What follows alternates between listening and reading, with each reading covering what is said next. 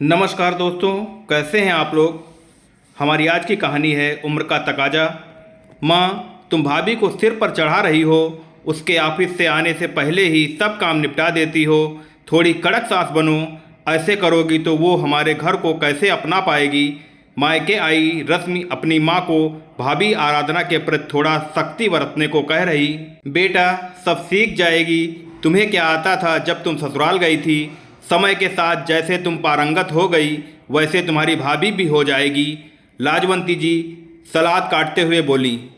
हाँ तो मेरी सासू माँ जैसी सास बनो। माँ ने कुछ नहीं सिखाया तेरी के ताने देकर मुझे सिखाया। आप एक कड़क सास के अंडर में रही। आपकी बेटी एक ऐसी सास को आज तक झेल रही। इसी से समझो सास क्या होती है। क्यों माँ बनने की कोशिश कर रही हो। सारी जिंदगी तो करती आई हो, अब तो आराम करो। रश्मि ने अपनी कोशिश जारी रखी। इतने में सौरभ के स्कूटर की आवाज़ सुन लाजवंती ने बेटी को चुप कराया। जाओ गेट खोल कर आओ, भैया भाभी आ गए। आराधना हाथ मुंह धोकर रसोई में आ गई। बरामदे में दरी बिछाई, सब सदस्यों को खाना परोसा। रश्मि कहाँ चुप बैठने वाली थी। सही है भाभी, बना बनाया खाना परोसकर खूब बहू होने का फर्ज निभाया जा रहा। आराधना एक फीकी सी मुस्कान के साथ रसोई में चली गई। लाजवंती जी को बहुत बुरा लगा, लेकिन उस समय उन्होंने रश्मि को डांटना सही नहीं समझा। उन्हें उम्र का तकाजा था, कहाँ क्या बोलना है वो भली भांति जानती थीं। सौरभ और उसके पिता चुपचाप खाना खाते रहे, क्योंकि वो रश्मि के मुखर और बड़बोले स्वभाव से परिचित थे। लाजवंती जी घर के कामों में फुर्तीली थीं, वहीं आराधना की आधी उम्र पढ़ाई में गई, फिर जॉब। तो उसे सास को देख हैरानी होती थी। उसे घर के काम इतनी मुश्किल लगते थे कि शायद सासू माँ की तरह बनने में उसका ये जन्म ही निकल जाएगा। जबकि घर के काम में निपुण न होने के बावजूद भी लाजवंती की अपनी पढ़ी लिखी जॉब वाली बहू पर बलिहारी जाती। आराधना ने टिपिकल हाउसवाइफ लाजवंती जी को कॉल करना सिखाया। Online shopping, cylinder booking, online payment, बिल्कुल डिजिटल सासू माँ बना दिया। सौरभ, रश्मि या खुद के पतिदेव भी लाजवंती जी को सिखाने से डरते। रहने दो लाजो जी, आप कहाँ इन चक्करों में पड़ रही हैं। आप अपना कर्म क्षेत्र रसोई संभालिए। जहाँ लाजवंती जी की जमाने के साथ चलने की इच्छा कहीं दबी रह गई, उनकी इच्छा को पूरा किया उनकी बहू आराधना ने। जहाँ बेटा बेटी पति उनके बार बार पूछने पर घबराते थे, वहीं आराधना उन्हें सब कुछ प्यार से समझाती। अब ऐसी बहू को भला कौन प्यार नहीं करेगा। कहीं न कहीं सास बहू की ये बॉन्डिंग प्यार रश्मि की ईर्ष्या का कारण था।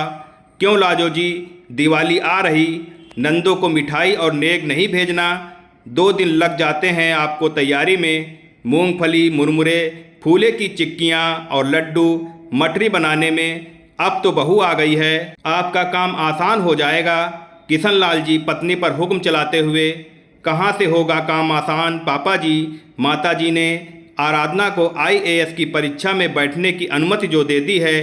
जब बहू कलेक्टर बनेगी तो सास ही खुद को चूल्हे में झोंकेगी। सौरभ माँ पर नाराज होते हुए। माँ को समझा समझा कर थक गई, पर माँ है कि समझने को तैयार नहीं। भाभी की भी मति मारी गई है, अच्छी खासी नौकरी है, फिर आगे क्या ज़रूरत है पढ़ने की। अब उसे अपने सपनों की उड़ान पर रोक लगानी चाहिए। उस पर अपने ससुराल की जिम्मेदारी है। बूढ़ी सास के भरोसे सब छोड़ चली हैं मैडम कामयाब बनने। पड़ोस में रहने वाली उनकी ननद रश्मि कभी भी टपक पड़ती, ऐसे में वो कहाँ रुकने वाली थी। घर में लगी चिंगारी को आग बनाने में उसने कसर न छोड़ी। लाजवंती जी बीच आंगन में गीता बाई के साथ बैठी चुपचाप चावल बीन रही। पति बेटी बेटा एक एक बार तर्क वितर्क कर रहे। वो शांत नदी सी अचल अविरल, जैसे किसी की बात का उन पर कोई फर्क ना पड़ रहा हो। लाजो जी, हम सब आपसे कुछ पूछ रहे हैं, आप जवाब देंगी या हमें आराधना के आने का इंतजार करना होगा। वो तो सही बताएगी कि क्या सोचा है। आप सास बहू ने। किशन लाल जी बिल्कुल खराब मूड से बोले।